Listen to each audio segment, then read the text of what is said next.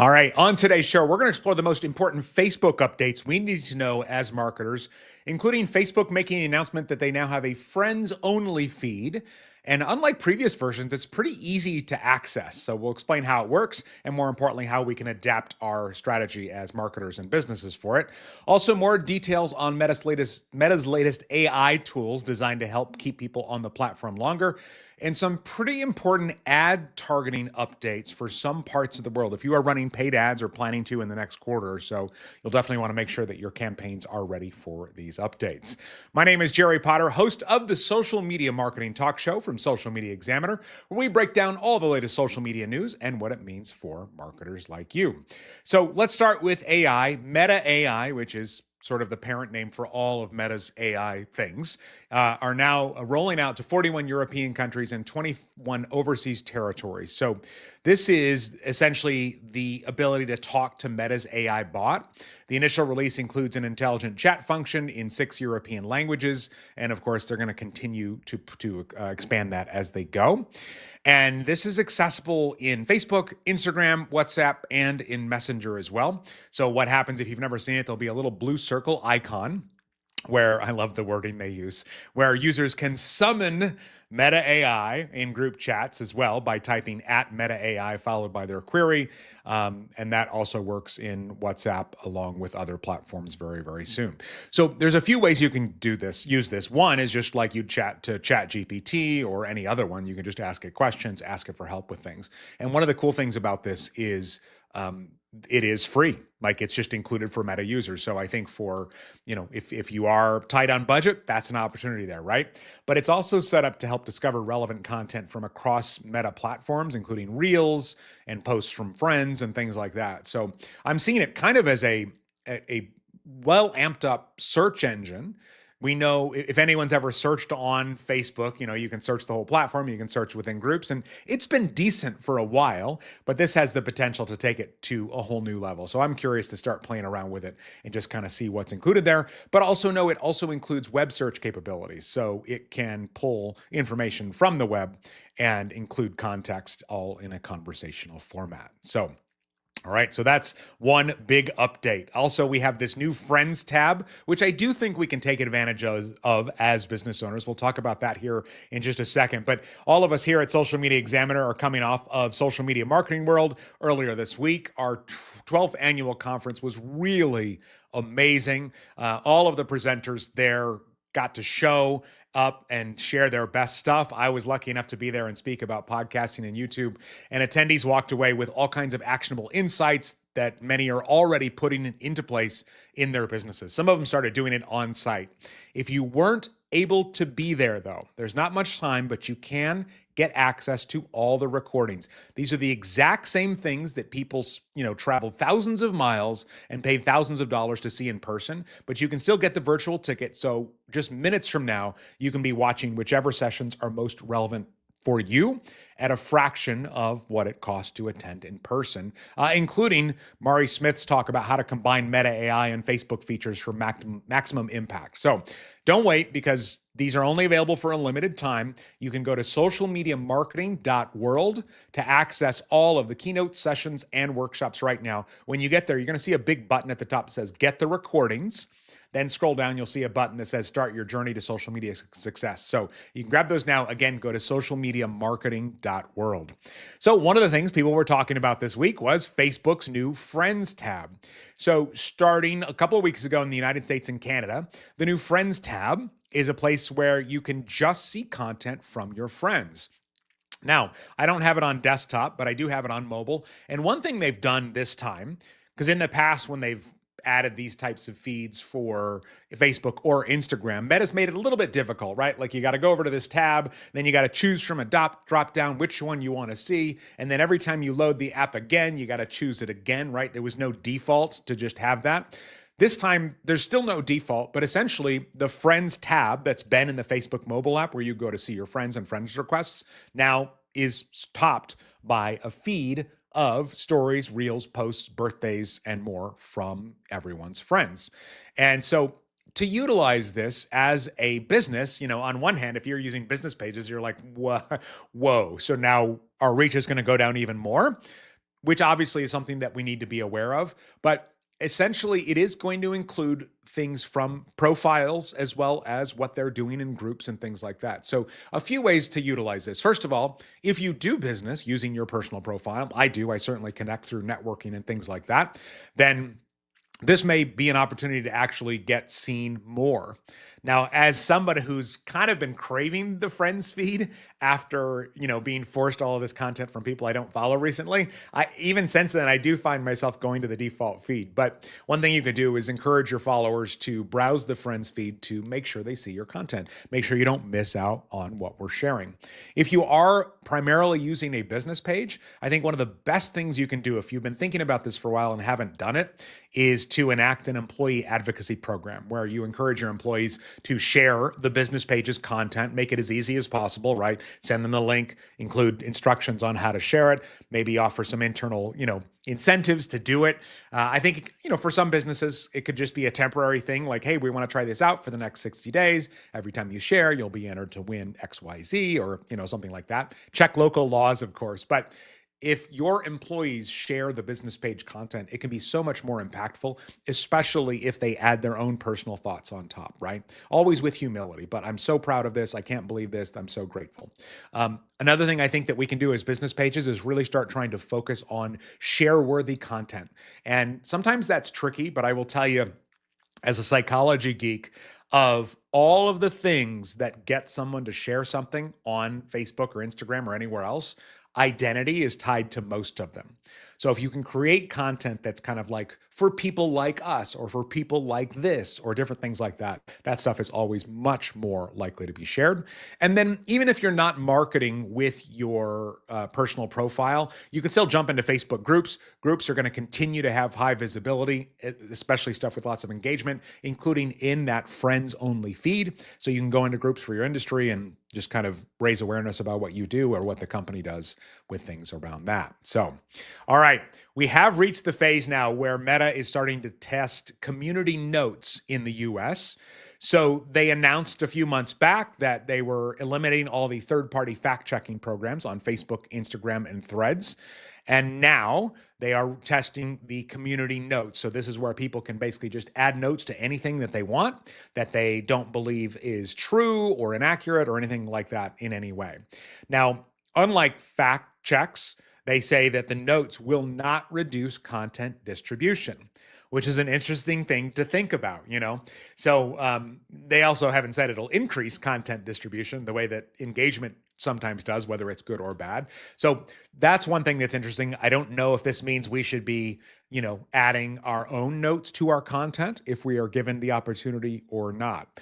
But notes will not also initially appear in public. So this is important to know. So as Meta is testing the system, people can leave notes, and the notes can be specifically up to 500 characters. You can include links. They won't display author names initially, so people can submit them, but they won't show up publicly. So it's just going to be a back-end thing right now. Apparently, they are gradually admitting people to be these, community note takers off of a wait list of 200,000 plus people. So it'll be interesting to see the way that this goes out. One more thing to know, and I know this is really important for the marketers that work in some of these niches and industries that can sometimes be flagged or more controversial. Contributors do have to be over 18 to be contributing notes, but also all the accounts have to be older than 6 months. Now, anyone doing anything nefarious on Facebook probably has plenty of profiles they've created to, do bad things with, but somebody won't be able to just create an account and then start leaving notes about things right away. All right, Facebook Stories. I'm curious how many businesses are utilizing Facebook Stories, but they are working. People are consuming them. And so now Meta is enabling creators in the content monetization program to earn money from views on their public stories. So this was something that they rolled out last year, a new version of a way to let people who are putting up content monetize.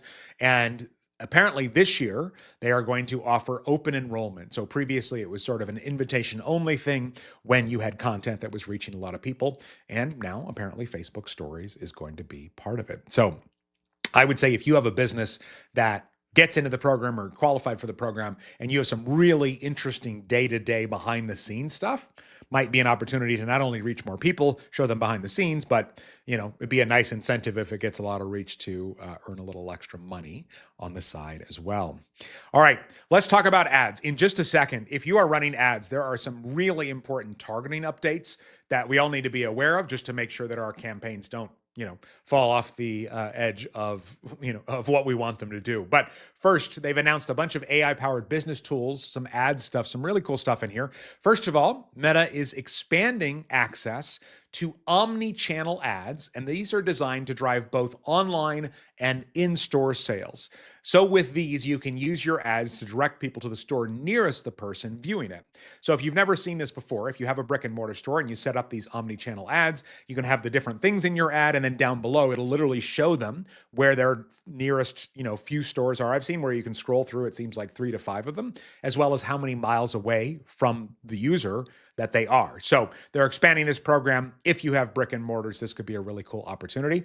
Also, starting this summer, Meta is going to introduce a simplified checkout experience for Shops ads, where people can actually complete the purchases on the advertisers' websites, but still build their cart on Meta. So we all know the key to more online sales, higher conversion, is minimizing the amount of friction. And anything that is running on Facebook or Instagram, basically in Shops, runs really quickly, right? Because it's built into the app. It is still reliant, but less reliant on internet speed, just because things will move so quickly because it's built in. So this is great news, but then the checkout would still happen on your website, which I would think could affect tracking among other things, but also where you don't have to necessarily set up checkout and on Meta's Shops. Also, Meta is allowing advertisers to combine partnership ads with Advantage Plus catalog ads. So now this is going to be an even better opportunity to combine creator content if you are working with influencers along with campaigns that you are already running. So that should be really cool. And in the next few weeks, or I should say, they're saying sometime this spring. So I'll say in the next couple of months, Meta is going to begin testing ads in Facebook notifications, giving advertisers a new way to engage people and drive product discovery and reconsideration. So as if we don't have enough notifications already, I could literally have posted nothing in a week and I log into Facebook and I've got 22 notifications, right? And it's a lot of stuff that they think we might be interested in. So it'll be interesting to see how this doesn't get lost in the shuffle, but maybe it'll have a special designation, right? Maybe, I assume it'll say paid or sponsored, but maybe it'll have a red box around it or something that grabs attention. But that is one more place that they are testing for new placements with ads. So I would imagine it would be, to direct to actual ads. I could see where maybe a notification goes out if one of our friends comments on your ad. That might be interesting, right? Where it just said, Miriam just commented on this post. And then you click on it and it happens to be the ad that Miriam, my fictional friend, just engaged with. So, and then Meta is also introducing the ability for advertisers to request emails before sharing promo codes in promotion ads. So again, another chance to get an opt-in before you do that. And then site links will soon be available globally on Instagram, allowing marketers to highlight multiple landing pages in a single ad. So this is really powerful if you have lots of different products, people are looking at them in a carousel, and whatever they click on goes straight to that product instead of just to the homepage or to search results or something along those lines, okay?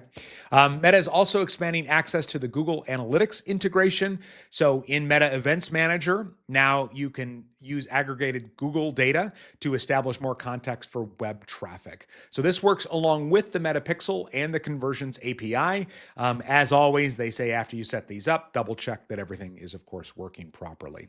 And by the way, this integration is still rolling out gradually. You may not have it quite yet, but everyone is supposed to be getting it here very soon.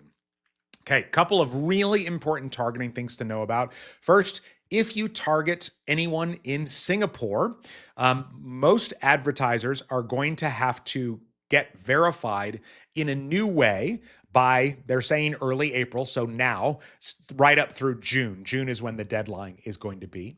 And so what's going to have to happen is if you are targeting in Singapore, you're going to need to verify details about who benefits from and who is paying for the ads targeting people in Singapore.